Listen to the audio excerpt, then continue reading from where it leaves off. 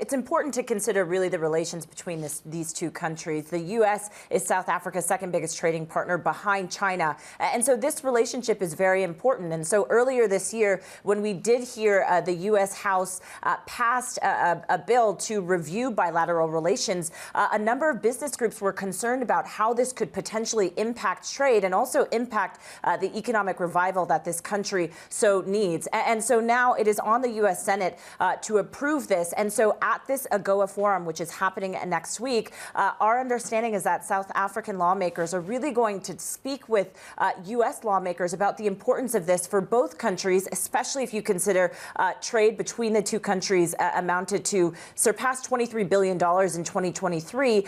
The importance of this and why this is really something that is not only good for the South African economy, but also good to stick to the promises made in the AGOA Act, which was made over 2 decades ago from the U.S. to support sub-Saharan Africa.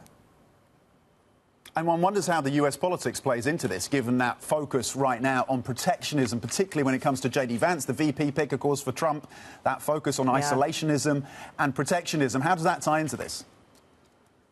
Right. And you know what was interesting? I was just taking a look actually at Project 2025, which is in some sense what potentially, if we do see this new administration from Trump coming in, their approach to foreign policy, and in particular what it would look like here in Africa. And they say it would be a shift away from some of what they call are some of the waste and misuse of aid funds and focusing more on strategic and security pursuits. And so really the time is of the essence, I think, for South African lawmakers, especially considering what we saw over the weekend in the U.S. and what could that potentially mean if we do see a new administration coming in with different policies.